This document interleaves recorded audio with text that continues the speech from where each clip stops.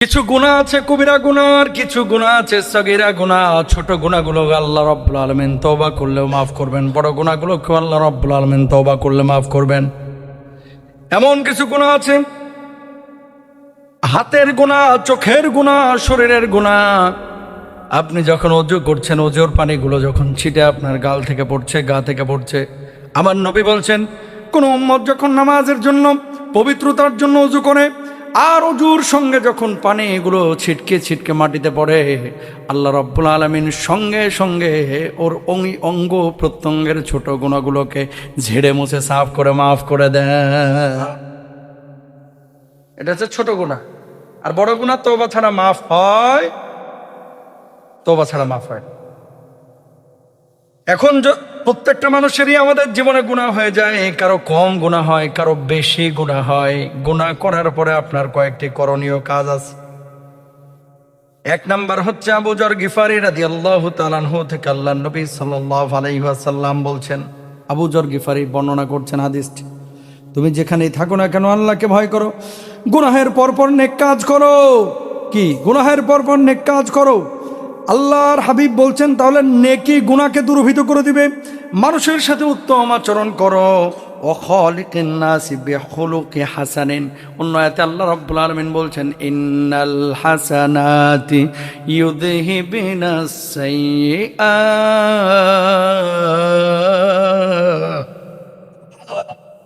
ভালো কাজ যখন করবেন, খারাপ কাজ করার সঙ্গে সঙ্গে আল্লাহ রাব্বুল আলামিন ওই ভালো কাজের কারণে আপনার খারাপ গুনাহটাকে, খারাপ কাজটাকে মিটিয়ে দিবেন, মুছে ফেলবেন। জোরে বলেন সুবহানাল্লাহ। তাহলে কোনো পাপ যখন হয়েই যাচ্ছে নিজের কাছ থেকে, কোনো পাপ করে ফেলেছেন, এক নাম্বার কাজ হচ্ছে সাথে সাথে একটা কি করা? ভালো কাজ করা এবং সুন্দর আচরণ করা। মনে থাকবে। দুই নাম্বার, গুনাহের পরে কি করতে হবে আল্লাহ রাব্বুল আলামিন সেটাও বলে দিচ্ছেন, ওয়াতুবু ইলাল্লাহি জামিআন আইয়ুহাল মুমিনুনা লাআল্লাকুম তুফলিহুন। মুমিনেরা, তোমরা সকলে আল্লাহর নিকট তওবা করো যাতে তোমরা সফল কাম হতে পারো। গুনাহের করার পরে যে মানুষটি তওবা করে আল্লাহ রাব্বুল আলামিন তার উপরে খুশি হন। আর যে মানুষটা গুনাহ করার পরে গুনাহ মনে করে না, এর চাইতে আল্লাহর জমিনে কপাল পোড়ার বড় কেউ হতে পারে না। কথা বলেন ঠিক কিনা?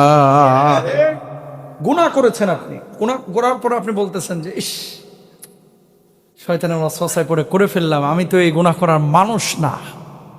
এই যে অনুতপ্ত, এরপরে কিন্তু আল্লাহর কাছে মানুষ মাফ চাই, জেনাটা করে ফেলেছে, আমার তো এটা করার কথা ছিল না। এরা হচ্ছে ভালো মানুষ। কেন ভালো মানুষ? একদিক থেকে এরা কপালওয়ালা। এই যে লজ্জিত হচ্ছেন, এটা কিন্তু তওবার দরজাকে উন্মুক্ত করতেছে। আর কিছু মানুষ আছে এরা কপাল পোড়া, যারা গুনাহকে গুনাহে মনে করে না। হক মারতেছে, সুদ খাচ্ছে, জেনা করতেছে, মদ খাচ্ছে, শরাব খাচ্ছে, জুয়া খেলতেছে, গুনাহকে গুনাহ মনে করতেছে না। আছে না এরকম? আছে। তো এরা হচ্ছে কপাল পোড়া। বিশাল আলোচনা আজকে, আসলে সংক্ষিপ্ত আকারেই বলি, ডিটেল গেলে পুরো আলোচনা করতে পারবো না, সময়ের প্রয়োজন। তাহলে আমরা কি করব? দুই নাম্বার কাজ গুনাহ করার পরে সেটা হচ্ছে তওবা করে নেব, আল্লাহর কাছে মাফ চাইবো, ক্ষমা চাইবো। সবাই বলেন ইনশাআল্লাহ। এরপর আসেন তিন নাম্বার আপনার কাজের কি করণীয় কি? গুনাহ করার পরে, গুনাহ করার পরে তিন নাম্বার কাজ হচ্ছে এই পাপের কথা কারোর সামনে আলোচনা করবেন না। অনেকে দেখবেন যে রাত্রিবেলায় আনন্দ পানি গলায় ঢাইলে আসে ফ্রেন্ডকে বলে, দোস্ত রে রাত্রে যাই এনজয় করলাম, দোস্ত হেভি মজা করছি ফ্রেন্ডরা মিলে। কি? নৌকা নিয়ে ওই পানির মধ্যে গেছিলাম, ওই যে কি বলে এটারে, আপনাদের বেরিবাদের আশপাশে দেখবেন নৌকা নিয়ে অনেকে কোমর দুলায় দুলায় নাচে।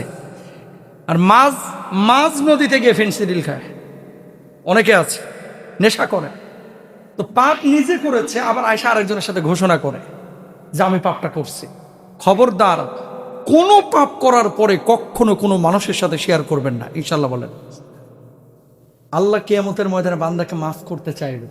যখন আপনি আপনার বন্ধুকে স্বীকার করলেন, তার মানে আপনি পাপের সাক্ষী রাখলেন। আল্লাহ যখন কিয়ামতে আপনাকে মাফ করে দেবে, খেয়াল করেন, যখন মাফ করে দেবে ওই বন্ধু যে আল্লাহর সামনে বলবে, আল্লাহ হেরে মাফ করলেন, আমার দোষটা কি ছিল? কি হয়েছে? কেউ যে ওখানে যে ফেন্সিডিল খাইছিল নদীর মধ্যে, আমি তো নিজে দেখছি। তো আপনি পাপের সাক্ষী কেন আরেকজনকে করবেন? এর চাইতে বোকামি পৃথিবীর বুকে আর একটাও নাই, ঠিক কিনা? তাহলে এটা করবেন। 4 নাম্বার, প্রকাশ্যে যদি কোনো পাপ দেখেন, এই পাপটাকে নিজে প্রতিরোধ করার বা প্রতিহত করার চেষ্টা করবেন। শুনেন, মুমিন মরে একবার, কয়বার? জীবনটা আল্লাহ দিয়েছে, এই জীবনটা মরতেই কিন্তু হবে, হয় একদিন পরে অথবা একদিন আগে। 1000 বছর হায়নার মতো বাঁচার চাইতে সিংহের মতো এক মুহূর্ত বেঁচে থাকা উত্তম। কথা বলেন ঠিক কিনা? কেন বলতেছে এই কথা? আপনারা অনেক সময় ভয় পান যে এই পাপ করতেছে এলাকার এই ছাপরি পোলা পান, কিছু বললে যদি আমারে মারিয়া দেয়। এই ভয়টাই কিন্তু ওই ছাপরিদেরকে সুযোগ দেয়। সবাই যদি ঐক্যবদ্ধ হতেন যে না, এই এলাকায় কোনো পাপ হতে দিব না, তাহলে দেখতেন ছাপরিগুলো পালানোর পথ পাইতো না। যখন আপনি ভয় পাচ্ছেন তখন কিন্তু সুযোগগুলো পাচ্ছে।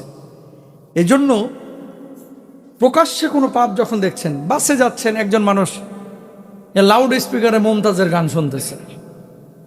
চাচা, আপনার যদি এত শুনতে ইচ্ছা করে হেডফোন লাগায় শুনেন, নিজে গুনাহ করেন, আর একজনটা নিয়ে গুনাহ করতেছেন কেন? এই রাইট তো আপনাকে ইসলাম দেয় নাই। এই জন্য প্রকাশ্য যখন কোনো পাপ দেখবেন, সেই পাপটাকে প্রতিহত করার দায়িত্ব কিন্তু আপনার। তাহলে এখন হাত দিয়ে না পারেন, অন্তর দিয়ে ঘৃণা করেন, সেটাও পারছেন না, মুখ দিয়ে আপনি বাধা দেন, সেটাও পারছেন না, অ্যাটলিস্ট 999 ফোন দেন। আপনি ফোন দিয়ে পুলিশকে বলেন যে অত্যাচার করতেছে, এলাকায় এ হচ্ছে সেই হচ্ছে, সেটা তো বলতে পারেন।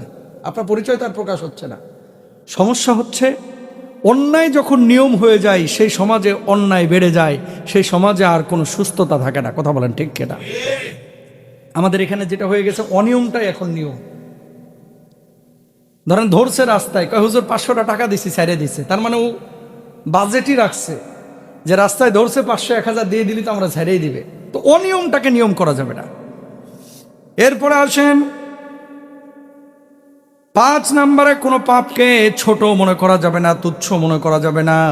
পাপ যত ছোটই হোক, এটা পাপে। যখন এই পাপকে আপনি ছোট মনে করবেন, এই ছোট ছোট পাপগুলো থেকে এক সময় মানুষ বড় পাপের দিকে ধাবিত হবে। কথা বলেন ঠিক কিনা?